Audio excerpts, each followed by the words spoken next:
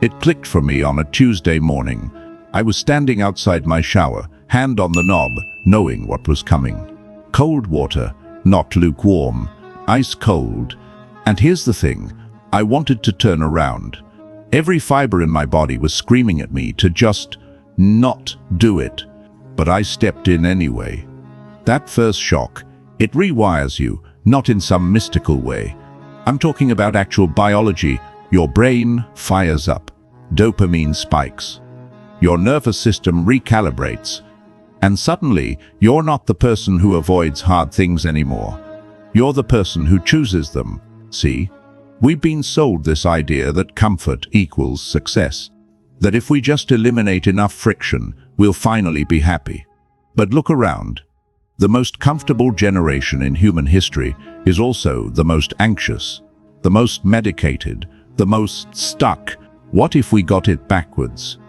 What if deliberately choosing discomfort, like a freezing shower, isn't punishment? What if it's the key to getting your mind back? The comfort trap. Right now, you can order food without speaking to a human. You can work without leaving your bed. You can date without ever meeting someone face to face. We've engineered struggle out of existence. Sounds great, right? Except there's a cost. Every time you choose easy, you're training your brain that hard equals bad. You're building a tolerance for comfort and an allergy to anything that requires effort. I see it in myself. That moment when I need to make a difficult call and I find myself reorganizing my desk instead. That's not laziness. That's my nervous system protecting me from discomfort. But here's the brutal truth. Protection and growth don't coexist. The biohacking community figured this out. Ancient practices too. Fasting, cold exposure, deliberate hardship. This isn't new. What's new is that we forgot why it matters. We're not wired for endless comfort. We're wired to adapt, to overcome, to get stronger through challenge. Strip that away, and you don't get peace, you get atrophy. What actually happens when you get cold? Let's talk science. No fluff. The second that cold water hits your skin, your body goes into crisis mode. Your sympathetic nervous system kicks in. Norepinephrine floods your brain. That's the chemical that makes you alert, focused, ready. Dopamine spikes by up to 250%. That's more than cocaine, by the way. But here's where it gets interesting. Your body adapts. This is called hormesis, beneficial stress. Like lifting weights tears your muscles so they grow back stronger. Cold exposure stresses your system in a way that makes it more resilient. Studies show consistent cold exposure reduces inflammation, improves mood regulation, sharpens focus. One study out of the Netherlands found people who took cold showers had 29% fewer sick days. Not because the cold made them healthier, because their stress response got more efficient. This isn't theory. Your mitochondria, the power plants in your cells, they literally multiply when you expose yourself to cold. Your metabolism shifts, your immune system strengthens. But the real change, it's mental. Every time you choose discomfort, you're rewiring the part of your brain that says this is too hard. You're building a tolerance for difficulty. You're training yourself to be someone who doesn't quit when things get uncomfortable. Here's what changed for me. I realized I'd been on autopilot for years. Wake up, scroll, coffee, work, scroll, sleep, repeat. I wasn't making choices. I was following the path of least resistance. The cold shower broke that pattern, not because it's magical, but because it's a choice I have to make every single day. It's 3 minutes where comfort isn't an option, where I can't negotiate with myself, where I either do it or I don't. So you did it. You took that first cold shower. Or maybe you're still thinking about it. Either way, you felt some change. That's the crucial point. But this is where most people stop. They see it as a one-off experiment, a party prank. Look, I can tolerate cold water. That's not the point. The cold shower isn't the goal. It's the starting point. It's the door that opens to a completely different way of operating. And in this chapter, we're going to walk through that door. Here's what nobody tells you about choosing discomfort once. It makes you realize all the other places where you're choosing comfort. I started with cold showers, 3 minutes every morning. Uncomfortable at first. Then something strange happened. I started seeing the pattern everywhere. That email I didn't want to send. The same avoidance strategy. That workout I missed. The same negotiation with myself. That conversation I postponed for the third time. All by the same mechanism, my brain protecting me from discomfort. And after seeing it, you can't unsee it. Your entire day is a series of micro-choices between the difficult and the easy. Most of the time, we're on autopilot, opting for the easy way, by default, not because we're lazy, but because we're efficient. Our brains are programmed to conserve energy. Comfort is the path of least resistance, but efficiency doesn't always mean progress. Think about it. The person you want to become, stronger, more insightful, more resilient. That version of you doesn't exist in your comfort zone. It exists on the other side of resistance. A cold shower teaches you to recognize that resistance. And instead of running away from it, you start running towards it. Here's the math that changed everything for me. One cold shower doesn't transform you, but one cold shower every day for a month? That means 30 decisions where you chose the difficult instead of the easy. That's 30 moments when your brain expected you to give up and you didn't. This accumulation builds something. Call it discipline, call it mental toughness, call it proof, because the next time you face something difficult, a project, a conflict, a risk, your brain will have proof. You've done hard things before. You didn't die. You got stronger. That's the cumulative effect. Every little difficulty contributes to your internal resume. And over time, your tolerance for too difficult keeps increasing. I'll give you a real example. 6 months after I started taking daily cold showers, I had to have one of those career conversations. You know how it is.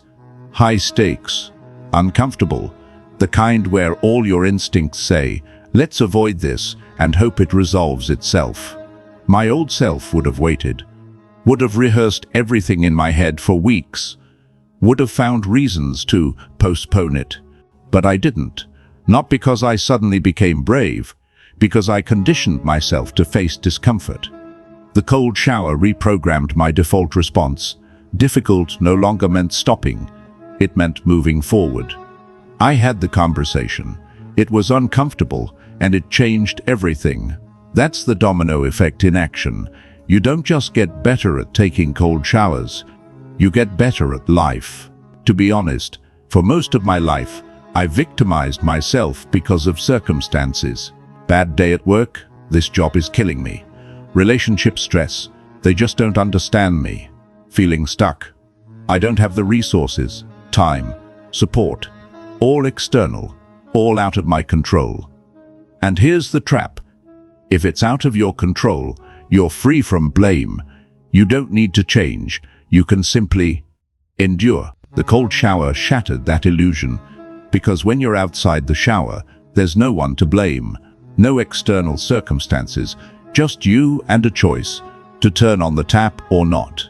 And when you decide to reverse the situation, when you deliberately enter into something uncomfortable, you cease to be a victim.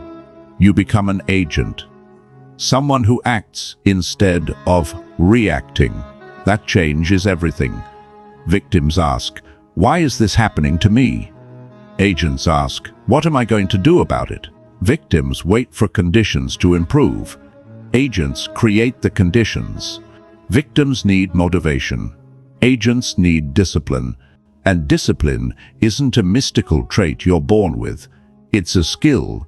You develop it by practicing small acts of autonomy every day. The cold shower is the simplest and most accessible practice. No equipment, no excuses, just a decision. The science of stress adaptation. All right, let's talk a little biology, because this isn't just philosophy, it's physiology. Your body has two stress systems, acute and chronic. Chronic stress is the killer. It's that constant anxiety that never goes away, the cortisol that remains elevated, the inflammation that accumulates over the years. It's this type of stress that destroys your health. Acute stress is different.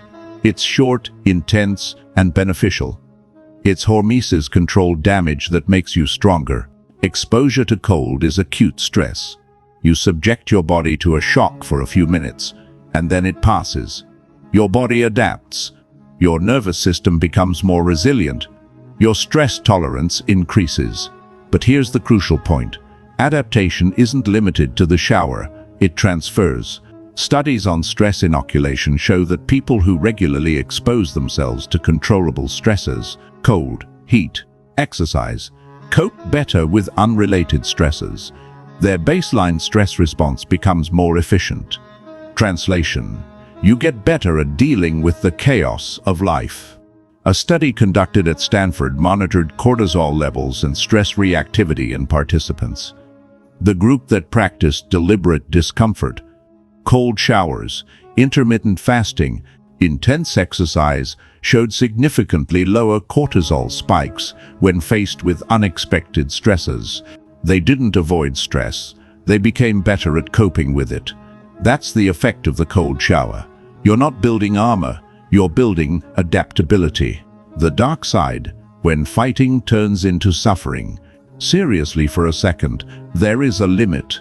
Intentional fighting is powerful, but there's a version of it that becomes toxic, where people start equating pain with virtue, where discomfort becomes an identity, where you can't stop punishing yourself because that's the only way to feel in control. I've been there. There was a time when I took cold showers, fasted, did brutal workouts, all mixed together, and I started to see it as a badge of honor. Look how disciplined I am. Look how much I can endure. But I wasn't thriving. I was just suffering, only in a different way. The difference between intentional struggle and self-punishment lies in the intention. Are you choosing discomfort to grow, or to prove something, to yourself or to others? If you use cold showers to feel superior, you haven't understood the essence of the matter. If you use them to escape other problems, you haven't understood the essence of the matter. If you can't enjoy a hot shower because you've demonized comfort, you haven't understood the essence of the matter. The goal isn't to hate comfort, it's to not be controlled by it. Balance is important. Rest is important. There's a time for cold and a time for heat. Power lies in choice, not deprivation. So, reflect. Why are you doing this? If the answer is rooted in shame, inadequacy, or comparison, stop. Reassess. This practice should make you more alive, not more rigid. Building your own practice. You don't need to start with cold showers. That's just a gateway. The principle is this. Find something uncomfortable and do it consistently.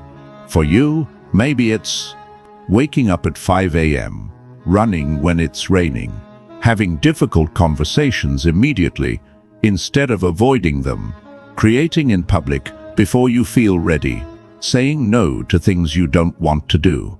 The specific struggle doesn't matter. What matters is that it's deliberate, regular, and non-negotiable. Here's how to build it. Start slowly. You don't need to transform into Wim Hof on the first day. Begin with 30 seconds of cold water at the end of your shower. Gradually increase the time. Do this daily. Consistency trumps intensity. 1 minute a day is better than 10 minutes once a week. Track it. It doesn't matter how.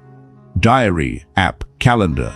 Seeing the sequence generates motivation. Don't negotiate. The moment you start bargaining with yourself, you've already lost. The rule is the rule, no exceptions. Reflect. Once a week, observe in what other situations you are choosing discomfort. Celebrate those victories. It's not just about the shower. It's about the mindset, the long-term game. The interesting thing about the cold shower effect is that it's boring until it isn't. In the first month, you're just surviving. It's cold. It's awful. You're not sure why you're doing it. In the 3rd month, you realize you no longer hit the snooze button. You handle stress at work better. You are less reactive. In the 6th month, you take on a project you would have avoided. You have a conversation you would have postponed. You make a decision you would have overthought. In the 12th month, you look back and realize you are a different person. Not because of the shower, but because of what the shower taught you about yourself. You are capable of difficult things. You don't need perfect conditions. You don't need to feel prepared. You just need to start. And that realization, that's the key. That's the unbreakable mind. Your turn. So, here we are. You know the science, you know the psychology, you know the risks and the rewards. Now it's just a matter of choice. Will you continue prioritizing comfort, or will you start prioritizing growth? Will you wait until you feel ready, or will you prove to yourself that you don't need to? The cold shower awaits. The difficult conversation awaits. The project awaits. What are you going to do? Leave a comment. Tell me about your difficulty. Tell me about your commitment.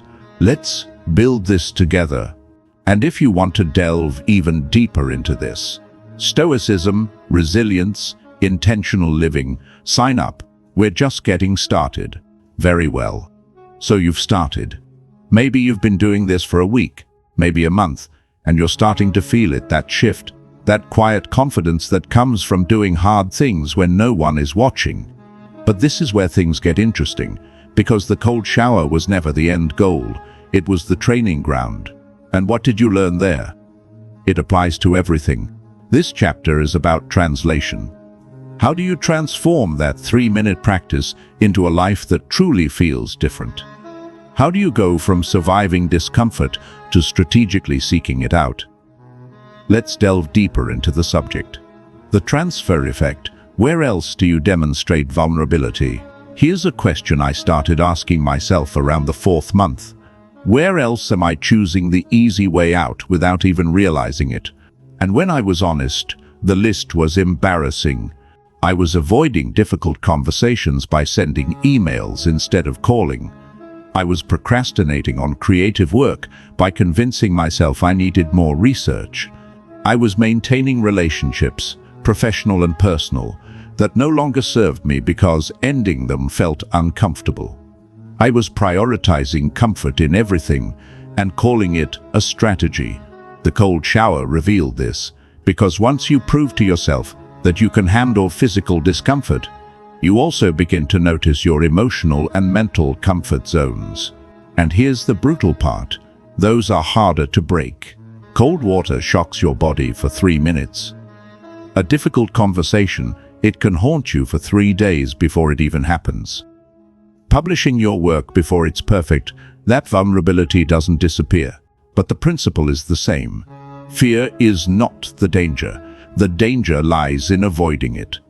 So, I created a rule.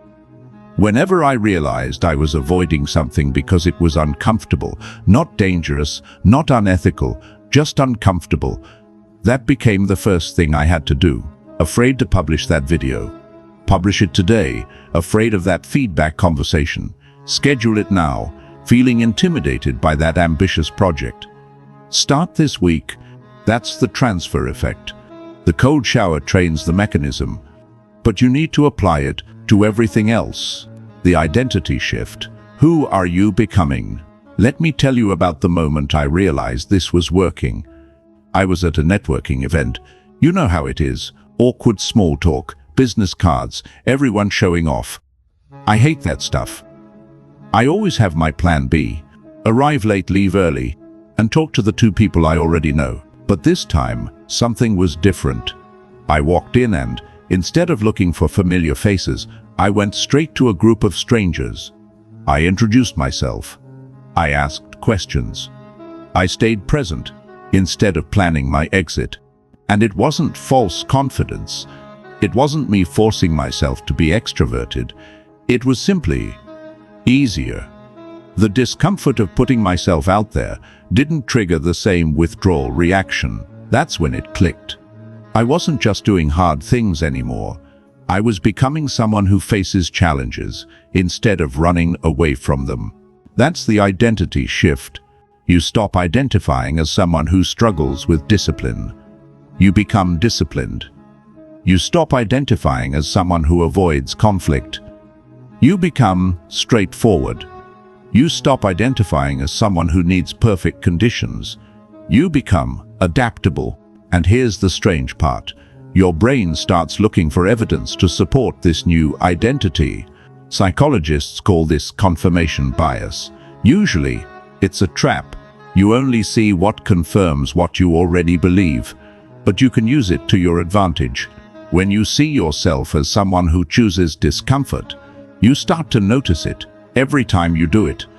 Each occurrence reinforces that identity, and that identity drives more behaviors. It's an upward spiral, and it all starts with a cold shower.